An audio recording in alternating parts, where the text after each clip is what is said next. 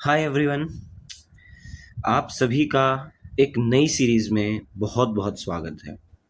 अभी तक हम डीएसएसबी की पीआरटी की सीरीज को कंटिन्यू करे हुए थे।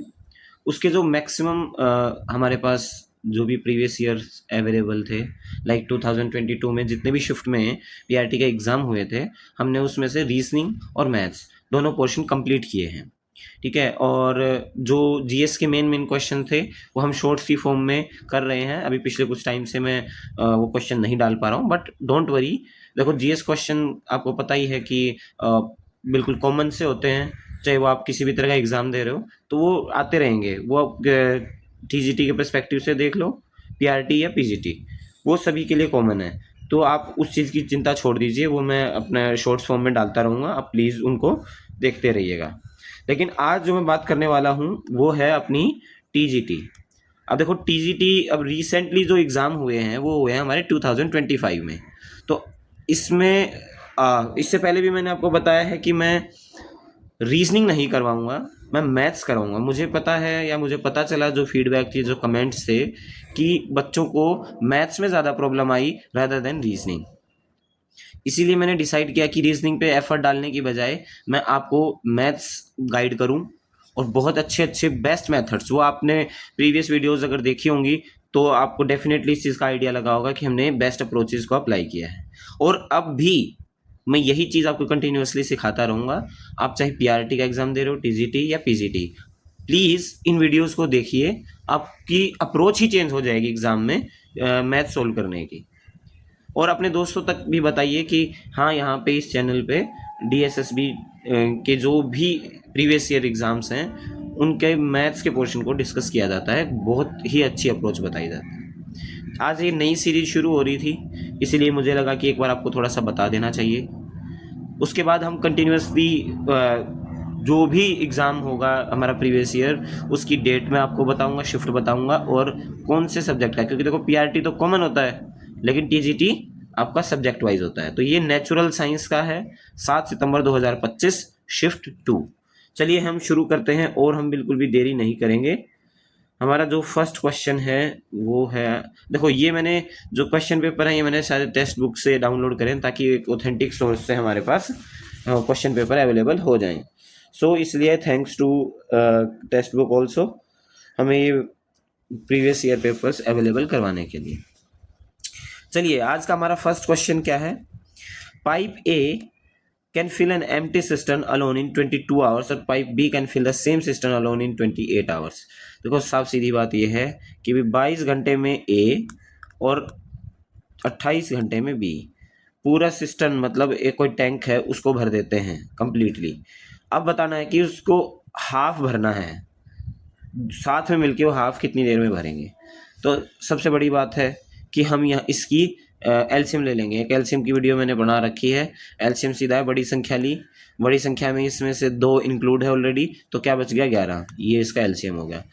इस हिसाब से हम इनकी एफिशिएंसी निकालें तो इसकी एफिशिएंसी क्या होगी, आप चाहें तो इसको डिवाइड कर सकते हैं। इसकी एफिशिएंसी होगी 14 और इसकी एफिशिएंसी होगी 11। ठीक है। अब टुगेदर काम करें, मतलब मिलके काम कर रहे हैं, मिलके काम करेंगे तो इनकी एफिशिएंसी क्या हो जाएगी, जुड़ जाएगी। तो टोटल एफिशिएंसी कितनी हो जाएगी, 25। अब 25 एफिशिएंसी है और हमें हाफ काम करवाना है। हाफ काम करवाना है तो ये टोटल काम इतना था, उसका हाफ कर दूंगा मैं, तो हाफ काम हो जाएगा 14 गुना 11। अब इसको देख लो, 11 चौक 44, 11 और 4 15, 154 काम करवाना है और 25 इनकी एफिशिएंसी है। अब 25 छिक्का 150 डिवाइड 6 से 4/25, ये आपका आंसर आ गया। ठीक है। ऐसे सिंपली स्टेप बाय स्टेप आपको आगे बढ़ना है। अच्छा, next question. In a test, B got 50 marks while A got 75 marks out of 80 maximum marks। मतलब मैक्सिमम मार्क्स 80 हैं, A को 75 मिले, B को 50 मिले। What परसेंटेज, देखो इस लाइन में ही आपका क्वेश्चन छुपा हुआ है, आपको क्या अप्रोच लगानी है। What percentage of B's marks were A's marks। भाई, A के नंबर B के कितने परसेंट हैं। अब A के नंबर हैं 75, बी के हैं 50।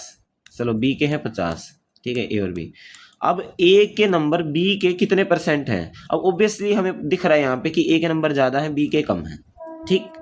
अब ए के ज़्यादा हैं, इस हिसाब से उसकी परसेंटेज 100% से ज़्यादा होगी, तो इससे भी आइडिया लगा सकते हो। नहीं तो ये है ए के किसके कंपैरिजन में पूछेगा, बी के कंपैरिजन में। बी हो गया नीचे, ए हो गया ऊपर, 100 से गुना और 50 दूनी 100, 75 दूनी 150, ये आपका आंसर है 150%।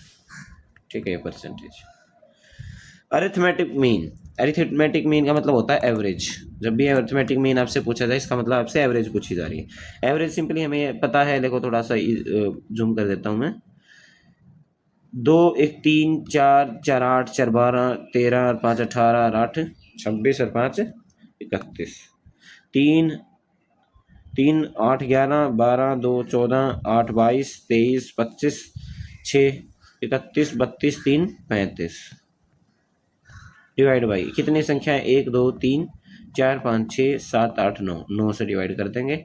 अब आपको पता है 9 से डिवाइड हो ही जाएगा, क्यों, इनका जोड़ 9 से डिवाइड हो रहा है। 3 5 8 9, तो 9 3 27 और निम्न 81 39। ठीक। A solid metallic sphere of radii 7 centimeter, 14 centimeter and 21 centimeter melted and recast into a single solid cylinder। देखो कई मेरे साथी ये बोलते हैं कि आप हिंदी में करवाओ। देखो भाई, आप इतना बड़े मतलब टीचिंग का एक एग्ज़ाम दे रहे हैं जिसमें इंग्लिश भी एक सब्जेक्ट होता है, उसमें आप ये मानो कि भाई आपको इतना लिखा हुआ भी समझ नहीं आ रहा, तो यार फिर क्या फ़ायदा। और जबकि मैं हिंदी में बता भी रहा हूँ, जैसे कि इस क्वेश्चन में क्या है कि भाई 3 स्फीयर है, मतलब 3 भाई बॉल बोल लोगों, गोले हैं, 3 गोले हैं, उनकी रेडियाई त्रिज्या है 7 14 21। अब रेडियाई में त्रिज्या बोलूँ, कोई ज़्यादा बेनिफिट नहीं है। आपको इतनी बार क्वेश्चन पढ़ने के बाद पता चल ही जाना चाहिए कि रेडियाई का मतलब क्या है, त्रिज्या होती है। मेल्टेड भाई उसको मेल्ट कराएगा, रिकास्ट इनटू ए सॉलिड सिलेंडर, दोबारा से भाई जो पिघला के क्या बनाएगा, एक सॉलिड सिलेंडर। सिलेंडर मतलब भाई बेलन बोलते हैं हिंदी में। तो अब बताना क्या है, टोटल सरफेस एरिया बताना उस सिलेंडर का। अगर उस सिलेंडर की हाइट 21 सेंटीमीटर है, तो सबसे पहले जब भी रिकास्ट वाली बात आती है, मेल्ट वाली बात आती है, तो वॉल्यूम कंसिडर करते हैं। और वॉल्यूम क्या होती है एक स्फीयर की, 4/3 पाई आर क्यूब। तीनों की अलग अलग लिख लूँ, 7 क्यूब, फिर 4/3 पाई, 14 क्यूब, फिर ऐसे करके। तो उसमें से क्या 4/3 पाई कॉमन आ जाएगा, अंदर क्या बच जाएगा, 7 cube, 14 cube, 21 cube is equal to, किसके इक्वल होगा वो, सॉलिड सिलेंडर। सिलेंडर का वॉल्यूम क्या होता है, वॉल्यूम क्या होता है, धारिता होता है, ठीक है ना। तो हिंदी में बोलते हैं, तो वॉल्यूम होता है pi R square H, pi R square. R square हमें निकालनी है, एच हमें 21 दे रखी है, 21 पाई से पाई गया। ठीक, अब 21 के लिए ये नीचे आ जाएगा। अब आर स्क्वेयर में इधर लिख दूं तो 4/3 डिवाइड बाई 1/21, ये इधर आ गया। अब कई लोग हैं ना इसको सोल्व करेंगे। देखो यहाँ पे जो करने वाली चीज़ है या बताने या सिखाने वाली जो चीज़ है वो ये है, आप ये देखेंगे कि इसमें से 7 का क्यूब कॉमन है। चलो मैं आपको थोड़ा सा और डिटेल में बता देता हूँ ताकि आपके लिए इजी रहे। मैं इसको ऐसे लिख सकता हूँ, 7 दूनी 14 का क्यूब नहीं हो जाएगा ये? क्या मैं इसको ऐसे नहीं लिख सकता, लिख सकता हूँ। अगर मैं ऐसे लिख सकता हूँ तो आप ये देखिए, 3 गुना 21 गुना, इसमें से 7 क्यूब कॉमन ले लिया मैंने, अंदर बच गया 1, 2 का क्यूब प्लस 3 का क्यूब, ये बच गया। यही चीज़ है, अदरवाइज आपको 21 का क्यूब करने में आपकी हालत टाइट हो जाएगी। लेकिन यहाँ पे आसानी क्या है, अब दिखाता हूँ मैं आपको। 3 गुना 21 और 7 का स्क्वायर कितना होता है, 49 गुना में 7, ये लिख लिया। अंदर क्या है, अंदर है 1, 2 का क्यूब 8, 3 का क्यूब 27, 27 और 8 35 और 1 36, अंदर भाई 36 हो गया। कितना इजी हो गया है कैलकुलेशन, आप देखते जाओ। अब देखो 7 तिया 21, 3 तिया 9, चौका 36। ठीक, अब ऊपर बच गया, ये ऊपर क्या क्या बच गया, ये थोड़ा इसमें है ना, थोड़ा फीचरिंग में प्रॉब्लम है। 4 बच गया, 49 बच गया और 4 बच गया, 49 और 16, 49 की 16 के साथ गुणा करेंगे तो 6 निमा 54। अब देखो यहाँ पे अगर आप पूरा गुणा करोगे तो, चलो मैं पूरा करके, 6 निमा 54, 5 6 चौके 24 और 5 29, 49, कहीं गड़बड़ हुई है। 4 ये है नीचे 21 है ना, 7 के 21, 3 9 चौका 36, 4 चौका 16। नहीं, गड़बड़ की कोई बात नहीं। अब देखो इसमें क्या है, ये आ गया 4 49 और 4। हाँ, यहाँ पे क्या है आर स्क्वेयर, और आर क्या है 4 आ गया, और 49 में से 7 आ गया, तो आर आ गया आपकी 28। हमसे क्या पूछा है, टोटल सरफेस एरिया। देखो मैं यहाँ कर देता हूँ, टोटल सरफेस एरिया क्या होता है सिलेंडर का, 2πr/h, ये होगा कर्व्ड सरफेस एरिया। और ऊपर और नीचे का देखो, ये बना के दिखा देता हूँ आपको ताकि इजी रहे। अब जो ये वाला पोर्शन है ना, इसका तो 2πr/h हो गया, लेकिन जो ये वाला एरिया है ना, इसका गोलाई वाला जो टॉप है और बॉटम है, इसका होता है πr²। एक का πr², इसका πr², तो दोनों का मिलकर कितना हो गया 2πr²। वैसे भी आपको डायरेक्ट याद होना चाहिए, total surface area of cylinder is 2πr into r+h। अब 2πr हमारी आ गई 28, और 28 और 21 49। अब 7 चौका 28 चल कर लो, चलो 7 चौका 28 कर लो।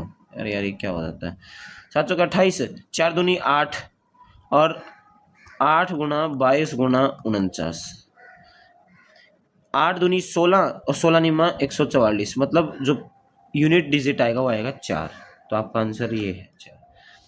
अब देखो ये सारी कैलकुलेशन छोटी छोटी इसीलिए बताई गई है ताकि आप कंफ्यूज ना हो, आप उस चीज़ को सीखें। भले ही ये वीडियो लंबी हो जाती है, ऐसे करते करते टाइम लग जाता है आपको समझाने में, लेकिन ये मेरे लिए करना ज़रूरी है। अगर मैं खुद को सोल्व करना होता तो मैं इतना नहीं करता। ये आपको समझाने के लिए किया है कि इसका फॉर्मूला देखो, आपको आपकी ड्यूटी बनती है कि आपको ये फॉर्मूला डायरेक्ट याद हो, लेकिन फिर भी मैंने आपको समझाने के लिए कि भी कर्व्ड सरफेस एरिया ये होता है, और टॉप और बॉटम का जो एरिया है वो πr² होता है, तो दोनों का जोड़ के 2πr² हो जाएगा। तो ये सारी चीज़ सिखाने के पीछे पर्पज़ यही है ताकि आप उस चीज़ को समझें और अप्लाई कर सकें, या अपने नोट्स बना सकें, और जब भी आप देखें तो आपको याद आ जाए कि हाँ ऐसे क्वेश्चन में हमें इस अप्रोच का प्रयोग करना है। मैथ सोल्व करवाने वाले बहुत टीचर मिलेंगे, मेन बात यह है कि आपकी एग्जाम में अप्रोच क्या होनी चाहिए, किस अप्रोच से आपको क्वेश्चन सोल्व करना है ताकि आपका टाइम बच सके, वो ही मैं सिखाने के लिए यहाँ पे आया।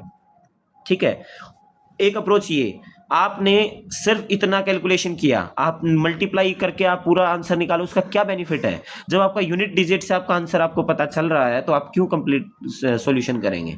तो यही चीज मेरे को सिखानी है और आपको भी यही सीखनी है। अच्छा, नेक्स्ट क्वेश्चन है, यदि किसी संख्या का 35% उसके 20% से 18 अधिक है तो वह संख्या ज्ञात कीजिए। भाई कोई संख्या है, उसका 35% में से अगर उसका 20% घटा देंगे तो 18 आएगा, कहने की बात यह है। अब 35% मैं ये बोल दूं 35/100x, मतलब x का 35% माइनस x का 20% is equal to 18।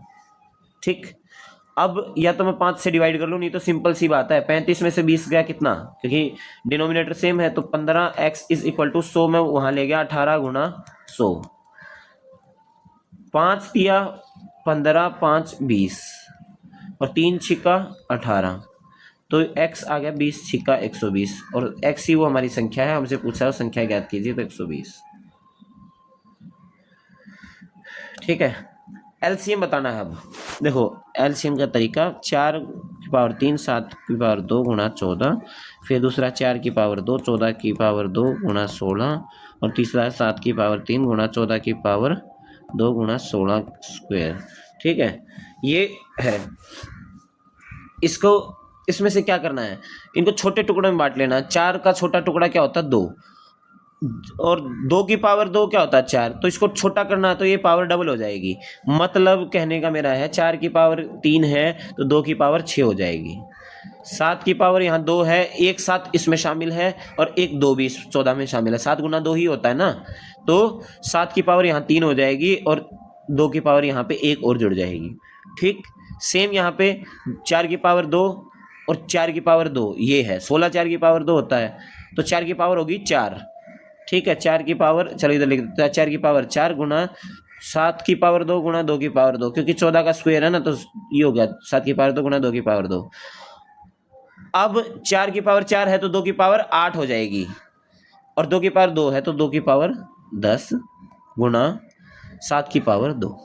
I hope आप समझ पा रहे होगे, ठीक है, क्योंकि मैंने इसको छोटा सा 4 थोड़ा सा और समझा देता हूँ, एक समझा दूंगा ताकि आपको और समझ में आ जाए। 4 को हम क्या लिख सकते हैं, 2 की पावर 2। ऊपर क्या है, 4 की पावर 4 है तो 4 ये है। जब भी ब्रैकेट के ऊपर पावर हो तो ये पावर की मल्टीप्लिकेशन हो जाती है, और जब भी ऐसे हो 2 की पावर 2 गुणा 2 की पावर 2 तो ऐसे में पावर्स जुड़ जाती हैं। ये डिफरेंस हमेशा ध्यान रखना। जब ब्रैकेट के ऊपर हो तो मल्टीप्लाई होती है पावर्स की, और वैसे मल्टीप्लाई में नंबर हो, कंप्लीट नंबर हो, सेम नंबर हो तो उनकी पावर्स जुड़ जाती है, ये याद रखना। तो यहाँ पे ब्रैकेट के ऊपर ही था, ये मेरे को डायरेक्ट पता था कि ऐसे होगा तो इसलिए मैंने डायरेक्ट लिख लिया। सेम इसमें है, 7 इसमें भी है, 7 इसमें भी है, 7 की पावर 3 और 7 की पावर 2 तो 7 की पावर 5। यहाँ 2 की पावर 2 और यहाँ पे 16 है, 4 की पावर, अगर 16 को मैं 4 में कन्वर्ट कर दूँ तो 4 की पावर 4, और 4 की पावर 4 को 2 में कन्वर्ट कर दूंगा तो 2 की पावर 8 है, और 2 की पावर 2 इसमें भी है तो 2 की पावर 10। अब ये हमारे छोटे टुकड़े आ गए। छोटे टुकड़ों में हमें पता है एलसीएम वो होता है जो मैक्सिमम आया हो। अब मैक्सिमम यहाँ क्या है, 2 की पावर 10, चाहे इसमें देख लो चाहे इसमें देख लो, और मैक्सिमम 7 की पावर कितनी है, ये 5 इसमें आई है, तो अपना एलसीएम ये हो गया। आई होप आपको ये चीज़ समझ आई होगी। Income of Amit is in 2019 was 25,600। He gets an increment of 30% every year. What was his income in 2021। देखो भाई 2 साल बाद बतानी है, 25,600 पहले थी, अब 130%, मैंने 30% का इंक्रीमेंट नहीं निकाला, मैंने सीधा बोल दिया कि भाई 130% हो गई उसकी इनकम, क्योंकि 30% बढ़ी है तो 130% पहले साल, फिर अगले साल 130% हो गई बढ़ के। अब बताओ कितनी होगी, 130 ये गया, यहाँ से 0 गई, ये 0 गई, ये गई, ये गई, ठीक। अब आप गुणा करो, 6 × 18 × 54, यूनिट डिजिट 4 आएगा, है कहीं पहले में ही है, बाकी किसी में नहीं है, इसलिए डायरेक्ट आंसर मेरे को कैलकुलेशन नहीं करनी। चलो फटाफट चलते हैं। इसमें देखो आपको फॉर्मूला याद होना चाहिए। डायगोनल्स दे रखे हैं रोम्बस के, ठीक है, समचतुर्भुज के, तो अब बताना है डायगोनल्स क्या होते हैं हिंदी में। देखो अभी याद नहीं आ रहा लेकिन बता दूंगा जब याद आएगा। द एरिया ऑफ रोम्बस बताना है, मतलब उसका एरिया बताना है, तो एरिया क्या होता है, half d1 d into d2, ये हो गया 33। 3 और 6 इनके यूनिट डिजिट की मल्टीप्लाई कितना होगी, यूनिट डिजिट आ रहा 8, किसी में है, यस पहले में ही है तो वो आंसर है। देखो यूनिट डिजिट से डायरेक्ट आंसर आ रहे हैं, बस आपको एक ये फॉर्मूला याद होना चाहिए था, ठीक है। अच्छा ये बताना है कि कौन सा फ्रैक्शन लार्जेस्ट है, सबसे बड़ा है। वैसे तो देखते ही पता चल रहा है, कोई भी न्यूमिनेटर और डिनोमिनेटर, अंश और हर में कम से कम अंतर होना है, वो संख्या बड़ी होती है। जैसे इसमें 1 का अंतर है तो साफ सीधी बात है यही सबसे बड़ा है। इनमें तो ये तो बहुत छोटा है, अंश छोटा है हर बड़ा है, अंश मीडियम है हर बड़ा है, और अंश छोटा ही है हर बड़ा है, तो ऑब्वियसली ये सबसे बड़ा होगा। नहीं तो मैंने एक तरीका ये समझाया था, किसी भी 2 के बीच में बड़ा और छोटा निकालना तो उनकी क्रॉस मल्टीप्लाई कर लो, इसकी ऊपर की तरफ और इसकी इस ऊपर की तरफ, तो पता चल जाएगा कौन सा बड़ा है। जो भी इनमें मल्टीप्लिकेशन बड़ी आएगी वही संख्या बड़ी होगी। हमेशा ये याद रखना, नीचे से ऊपर की तरफ ही करनी है, ऊपर से नीचे की तरफ करोगे तो गड़बड़ हो जाएगी, नीचे से ऊपर की तरफ करनी है। उसको अपने पोजीशन पे लिख लेना, उससे पता चल जाएगा कौन सी संख्या बड़ी है, ठीक। A man sells 2 articles of 6,000 each. He gains 20% on the first and loses 25% on the next. His total percentage loss approximately will be. अब देखो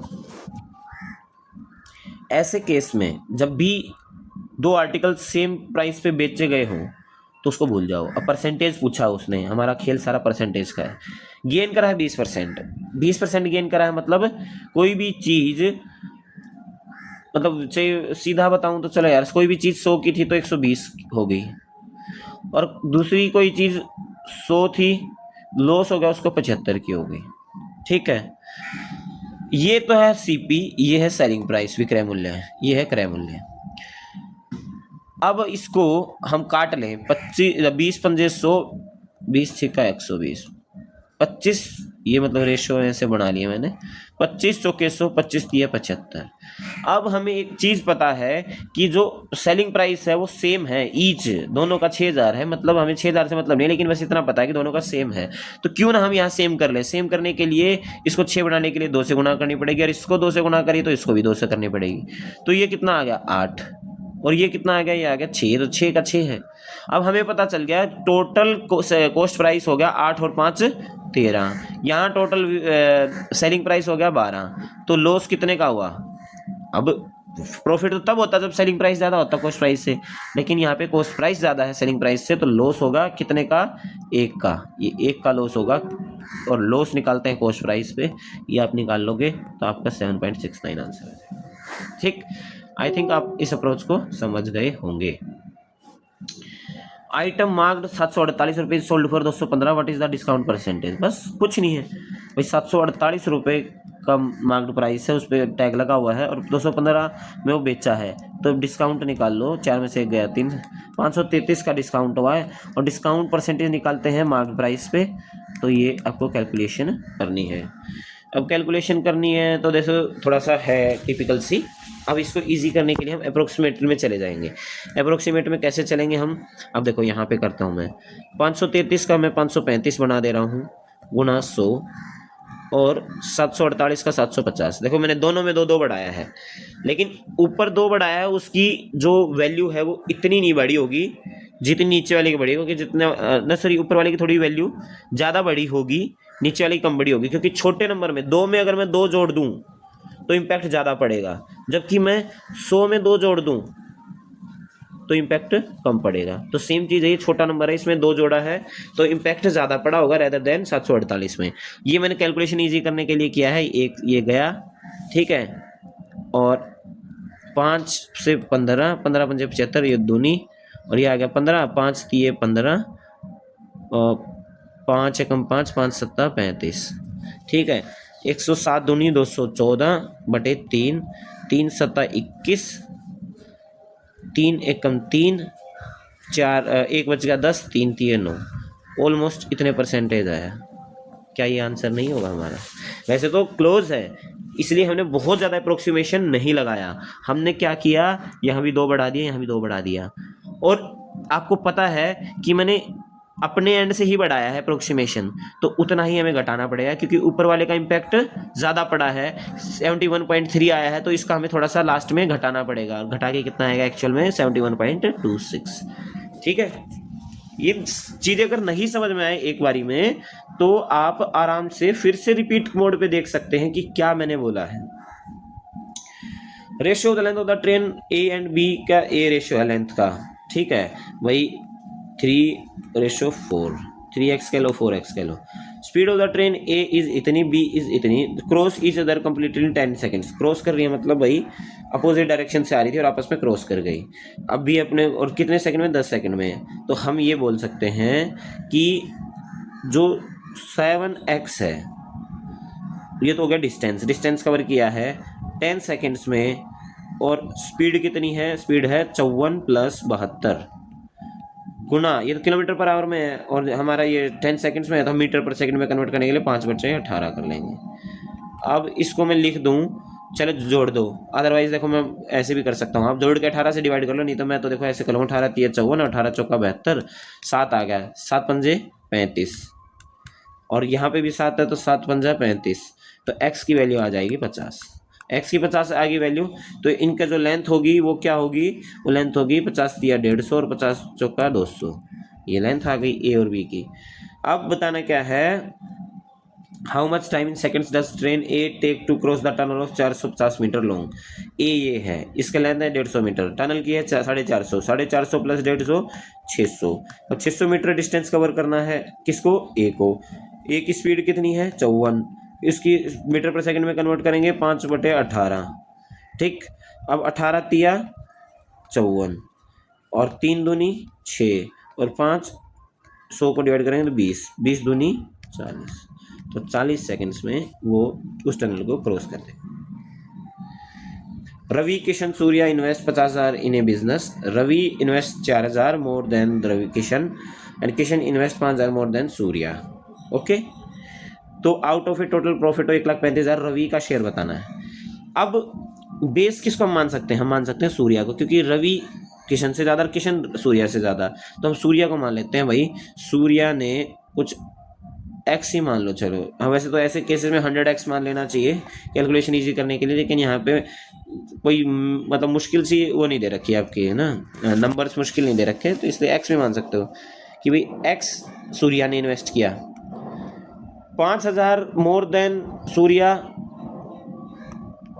किसने किया? किशन ने। भाई जितना सूर्या ने किया था प्लस 5,000 किसने किया? किशन ने। और रवि ने 4,000 ज्यादा किशन से, एक्स तो किया ही किया, इतना तो इसने किया ही था, 5,000 किशन ने किया हुआ था, उससे भी 4,000 ज्यादा, मतलब 9,000 रवि ने किया। ये टोटल बन गया, ये टोटल बन गया। अब ये मानो आप एक तरीके से रेशो में है, लेकिन हम ऐसे में प्रॉफिट निकालते हैं तो रेशो को जोड़ लेते हैं। रेशो को जोड़ेंगे तो 9 और 5 14,000 प्लस 3x किस चीज़ के इक्वल? उसके प्रॉफिट के इक्वल, 1,35,000। अब 1,35,000 में से यही होता होगा। अब 1,35,000 में से 14,000 गए तो आप देखो कि 3, 5 में से 4 गया 1, 3 में से 1 गया 2, 1। अरे ये कुछ गड़बड़ हो गई क्या? 9 और 5 14।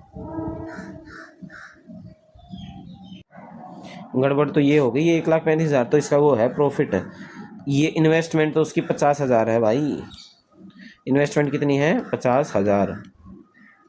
अब 50,000 में से 14,000 गया तो कितना बच गया? 36,000।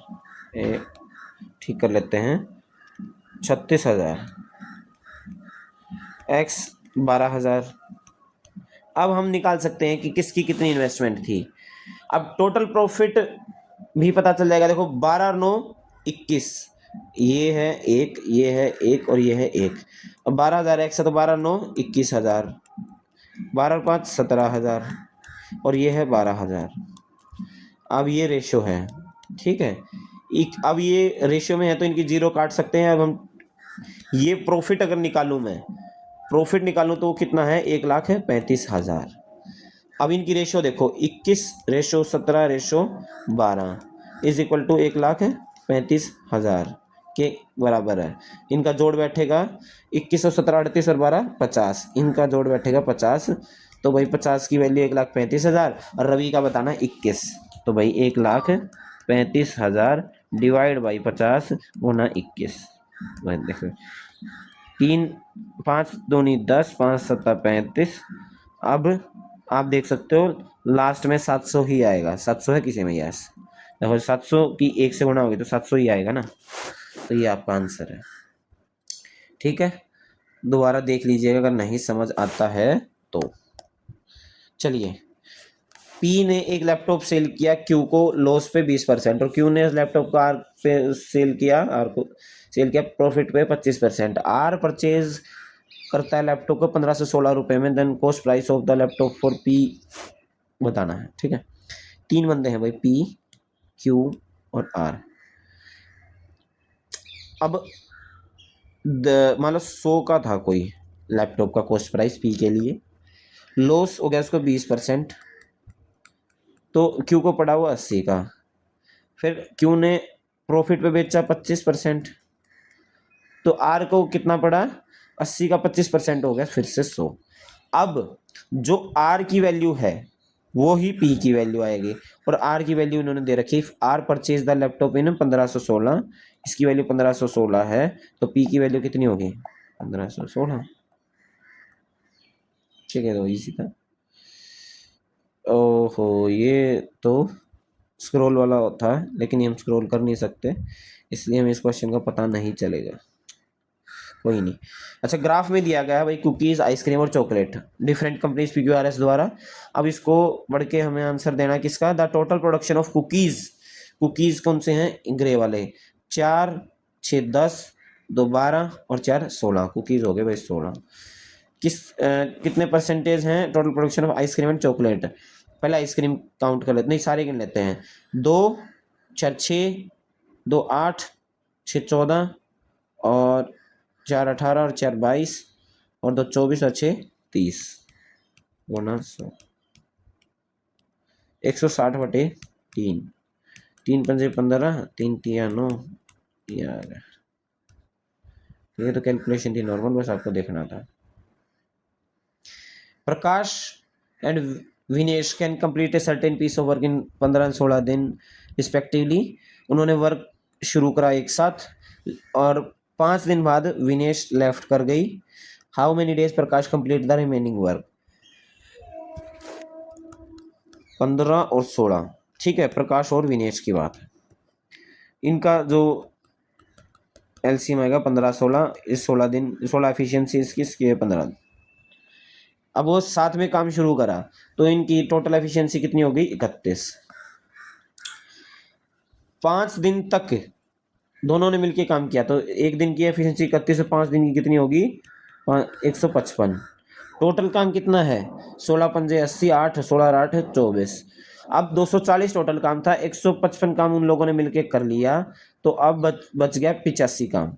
85 जो काम बचा है तो वो किसको करना है? प्रकाश को।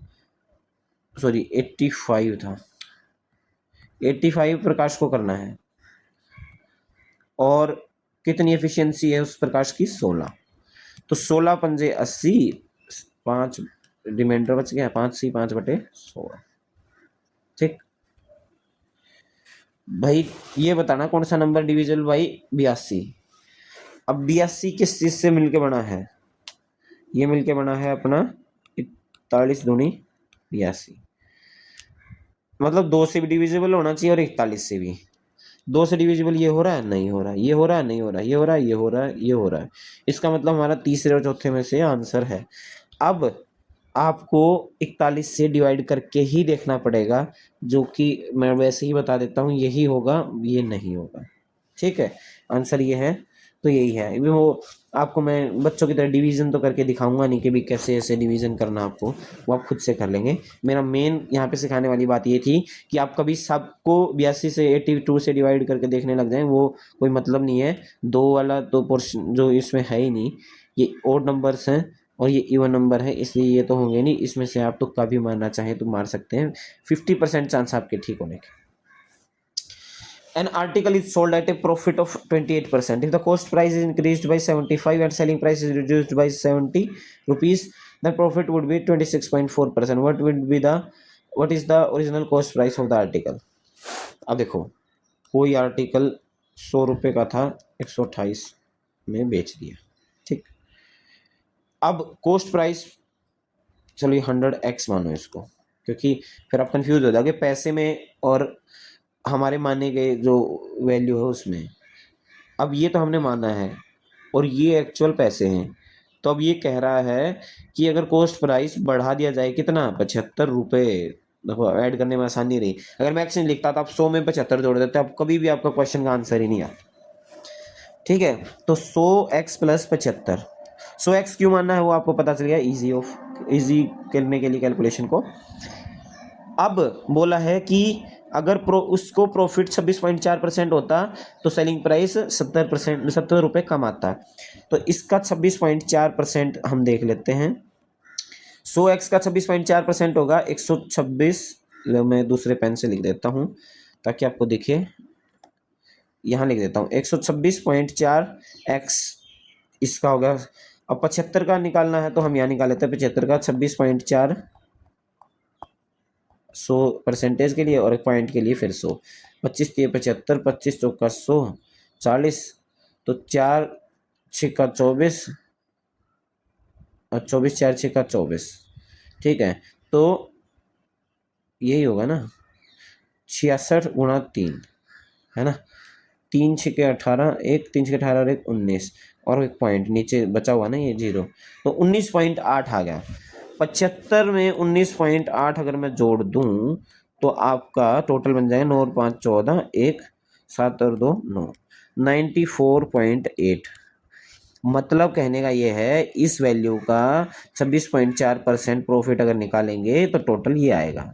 अब ये क्या बोल रहा है कि ऐसा करने पे जो ये सेलिंग प्राइस है ये 70 रुपये कम हो गया। कहने का मतलब अगेन 128x माइनस 126.4x, मतलब ये वाली टर्म नीचे वाली घटा दें तो ये वाला भी माइनस हो जाएगा, तो इसकी वैल्यू आ जाएगी 70। अब इसमें से ये गया तो 1.6x इज इक्वल टू, ये वहां जाके जुड़ जाएगा 0.8, 4 9 7 16।